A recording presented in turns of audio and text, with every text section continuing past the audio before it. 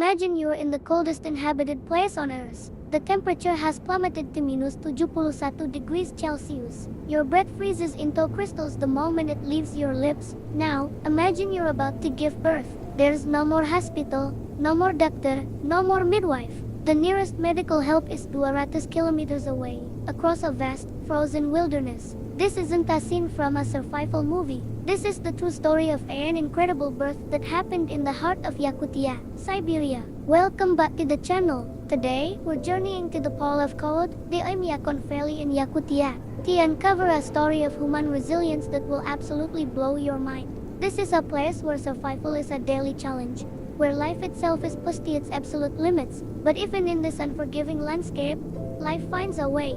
Sometimes in the most dramatic fashion imaginable. Let's set the scene. Yakutia, also known as the Sahara Republic, is a massive region in northeastern Siberia. It's larger than Argentina, but with a population of less than 1 million people. Much of it is covered by taiga forest and the frozen tundra. And at its heart lies Oymyakon, a village that holds the record for the lowest temperature ever recorded in a permanently inhabited settlement, a bone-chilling -71,2 degrees Celsius. In this extreme environment, everyday life is completely different. Cars are left running 24/7 because if you turn them off, the battery will die and the tires might shatter. People wear layers upon layers of fur. Even a few minutes outside without proper gear can lead to severe frostbite.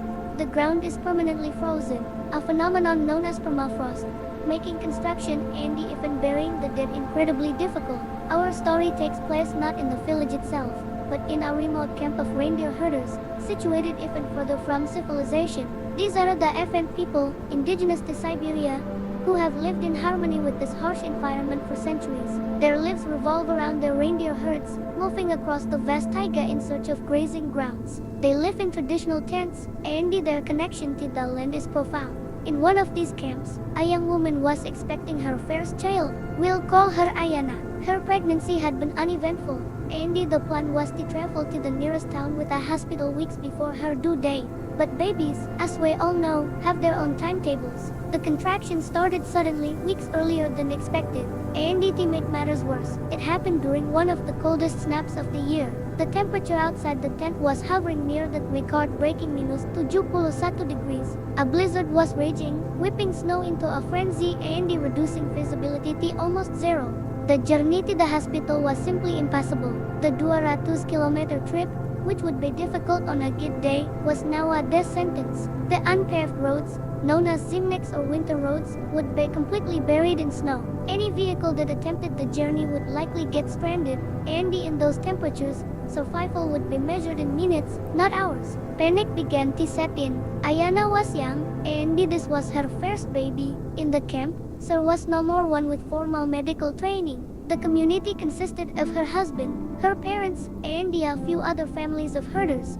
They had their traditional knowledge, passed down 2 generations, but an emergency childbirth in these conditions was beyond anything they had ever faced. Their only link to the outside world was a crackling, unreliable satellite phone. Ayana's husband, desperate, managed to get a signal and he called the emergency services in the district center. He explained the situation. His wife was in labor, the weather was catastrophic, and they were completely isolated. On the other end of the line, the dispatcher understood the gravity of the situation immediately. An emergency helicopter was the only option, but the blizzard made flying impossible. The winds were too strong, the visibility was zero. The helicopter was grounded. The dispatcher made a difficult decision.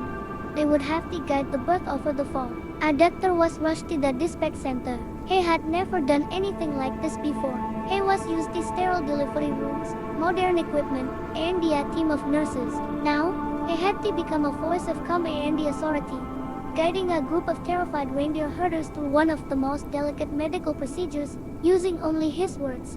But in the tent, the family gathered around Diana. They stoked the small iron stove, the only source of heat, until it glowed red hot.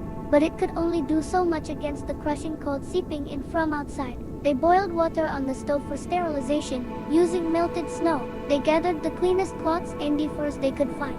The doctor's voice came through the satellite phone, distorted by static but clear enough to be understood. He first asked them to describe the situation. How far apart were the contractions? What was Ayana's condition? Every piece of information was vital. The husband acted as the translator and the doctor's hands. He relayed the doctor's instructions to his family, who had never heard of terms like cervical dilation or crowning. The doctor had to simplify everything, using clear, simple language. Tell her to breathe like this, he'd say, demonstrating over the phone. When the contraction comes, she needs to push, like this. Imagine the scene. The howling wind outside, the dim light of a single lamp inside the tent, the intense heat from the stove contrasting with the freezing iron, and the calm, steady voice of a doctor 200 kilometers away, guiding them through every step. The family had to become a makeshift medical team. Ayana's mother held her hand, whispering words of encouragement in their native Ffamily language. Her father kept the fire going, constantly adding wood to fight off the relentless cold. The labor was long and difficult. Hours passed. The satellite phone's battery was draining, and they worried the connection would shoot out at any moment. At one point, a complication arose. The baby's position wasn't ideal. The doctor, miles away, had to diagnose the problem based solely on the husband's frantic descriptions. He carefully instructed them on how to help Ayana change positions, trying to encourage the baby to turn. It was a moment of pure terror. One wrong move could be catastrophic for both mother and the child. But the family, guided by the doctor's voice and their own deep-seated instincts, worked together. They trusted the voice on the phone, and they trusted each other. And Ayana, summoning a strength she never knew she possessed, fought through the pain and the fear. Finally, after what felt like an eternity, the baby's head crowned. The doctor gave his final, crucial instructions for the delivery. And then, in a tent in the middle of the Siberian wilderness, at 71 degrees below zero, a baby's cry pierced the air. A healthy baby girl was born. The relief in the tent was immense, a wave of emotion that washed over everyone. They had done it. They had brought a new life into the world against all odds. The doctor, hearing the cry over the phone, felt a surge of relief so powerful it almost brought him to his knees. He then guided them on how to shoot the umbilical cord using a sterilized knife and how to ensure the baby was warm and breathing properly. They wrapped the newborn tightly in soft furs, placing her on her mother's chest. The story doesn't end, sir. The blizzard raged for 2 more days.